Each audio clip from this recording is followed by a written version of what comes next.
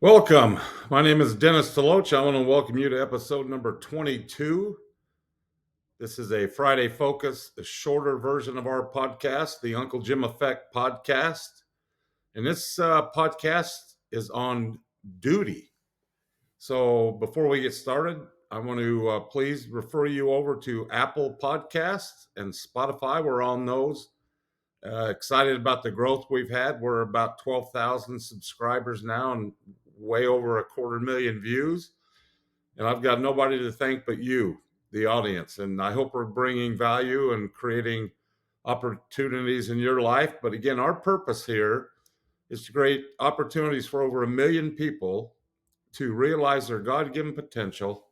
And then, most importantly, to then magnify that potential in the service of your family, friends, and neighbors and make their lives better. As we do that, our goal is to create a tsunami of hope throughout our homes, our neighborhoods, our communities, and the world. And we can absolutely do that. So let's get started. And if you will, subscribe below, like, leave comments. We're all in on that. And again, I just am grateful to you for taking the time out of your busy life to listen.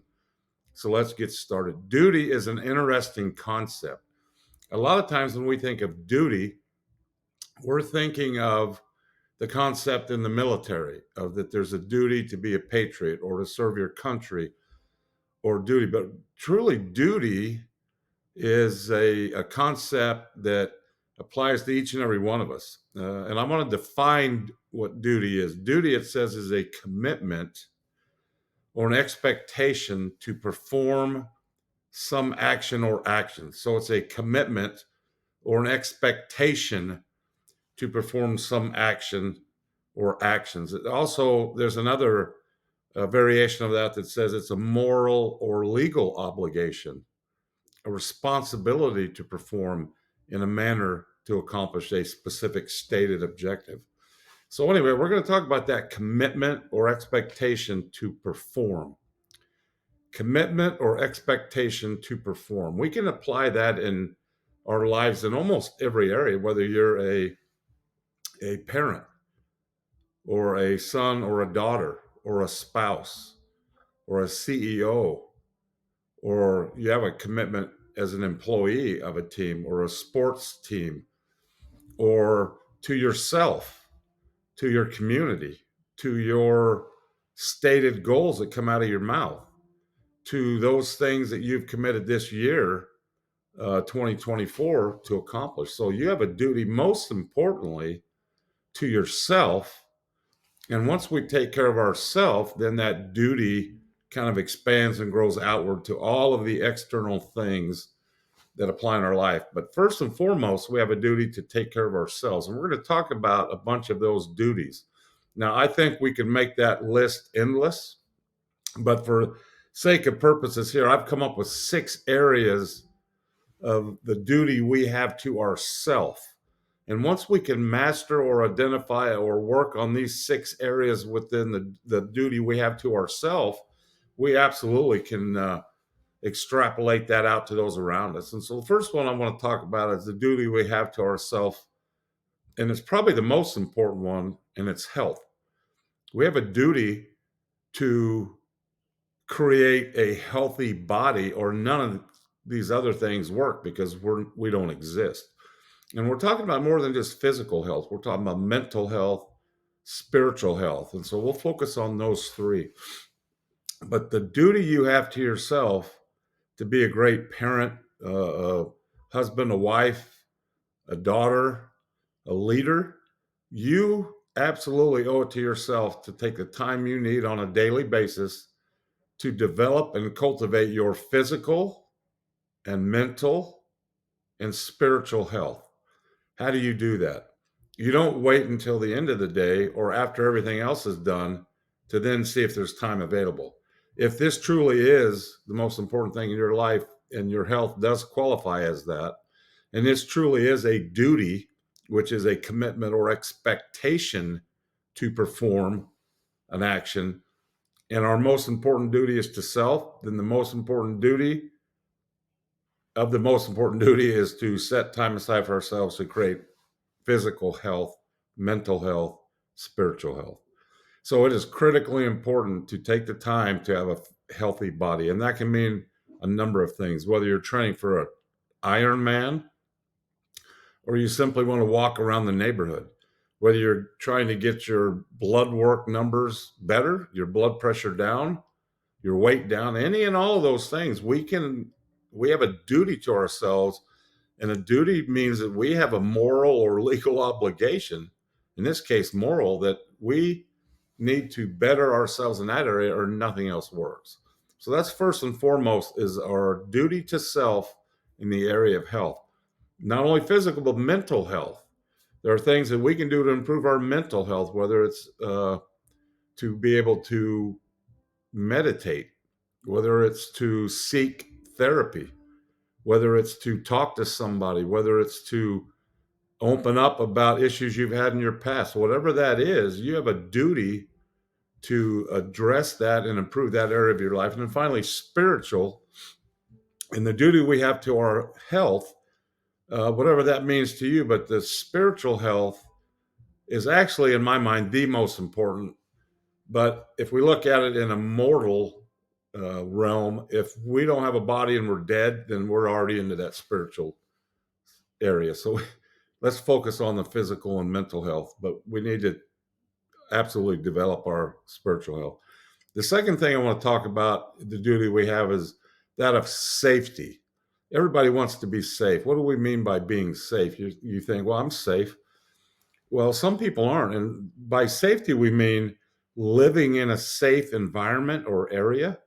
And maybe more importantly, living around people that have you in a safe association with people, whether that's in a bad relationship, an abusive neighbor or friend, whatever that might be.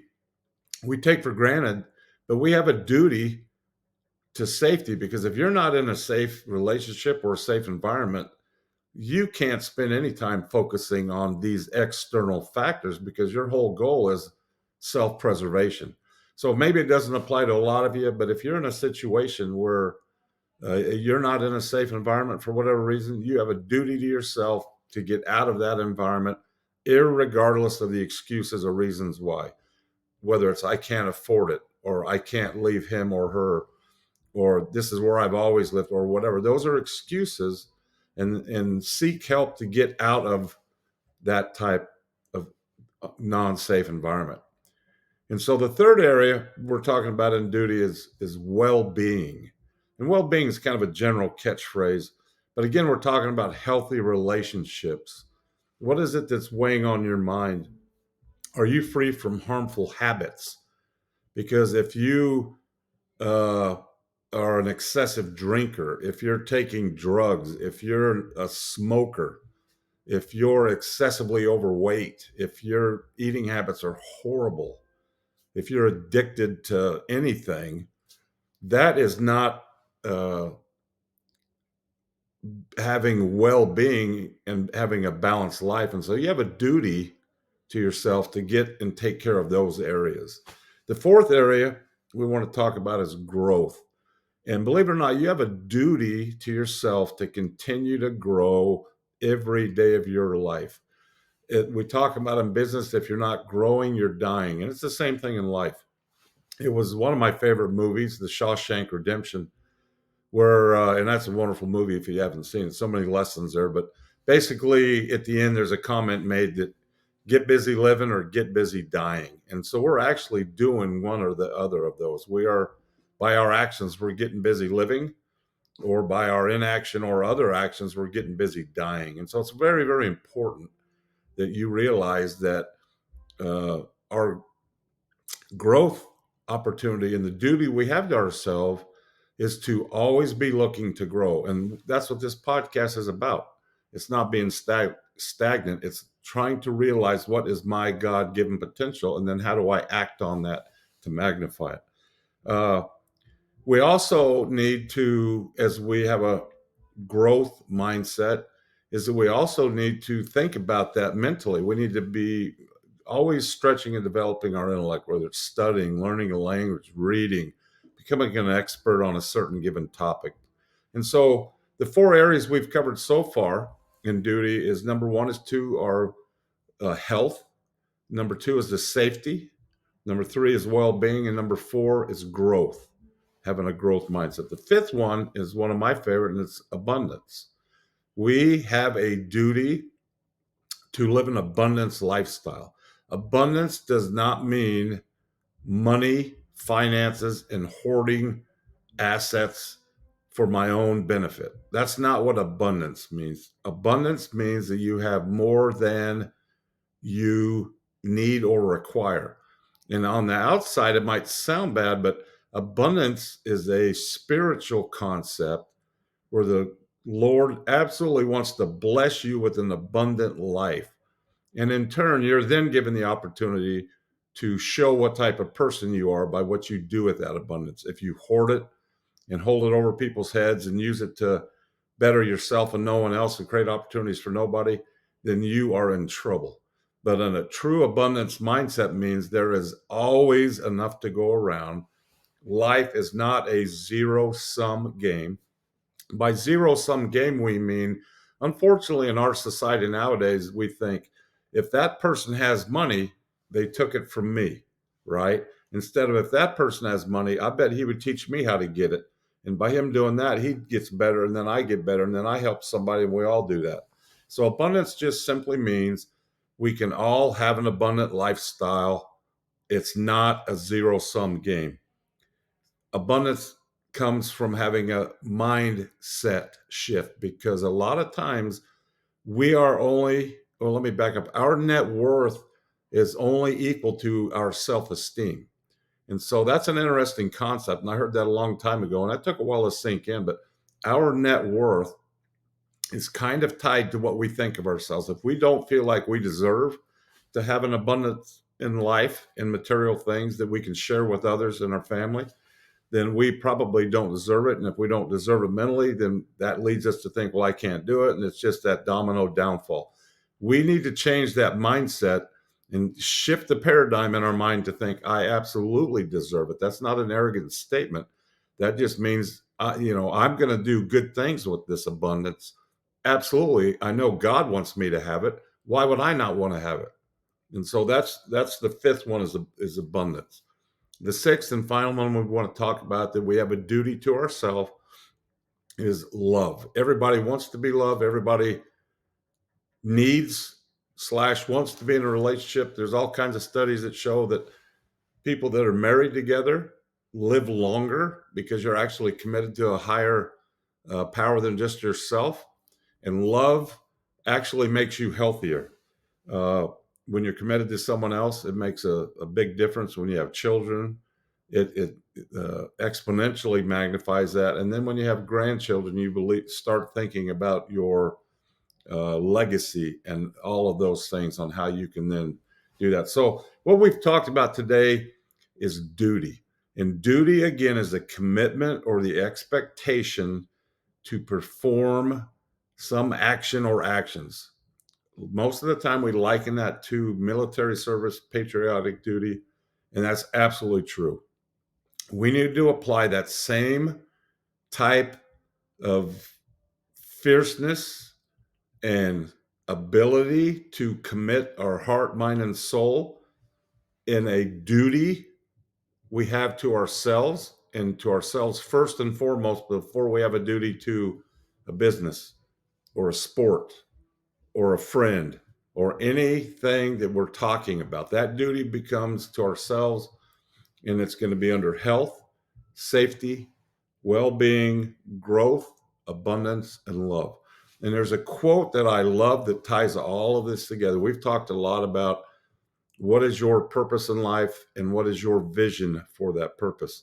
But Stephen Samuel Wise said this: vision and purpose look inward and then become duty.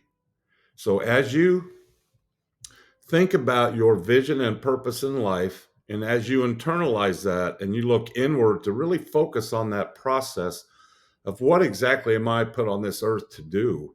What is it that I actually want to do with that? What is the purpose in my life? And once I know what that purpose is, what is my vision and the steps I need to take to get there? Once you've internalized that, Stephen Samuel Weiss says that then becomes duty. So once you've internalized what your purpose and vision are, and once you know what that is, and that's what this process is about, and I hope you have, once you know that, it then becomes duty. And duty means a commitment or expectation to perform that action. And those actions that we talked about, first and foremost, are to yourself and then to that purpose. Think about it. The greatest purpose in the world, the greatest vision in the world cannot be executed by a person who does not have health, does not have a safe environment, is not well-being, is not growing, is not abundant, and is not loved. And so anything we can do at this stage to internalize that creates a duty for us to become better. Thank you so much. I hope this has helped you. Please subscribe below, leave a comment, go check on Apple Podcasts and Spotify. And we're so excited you're part of it. And we just look forward to continue growing and grateful for you and what you're doing for us. Thanks. And until next time, get busy getting after it.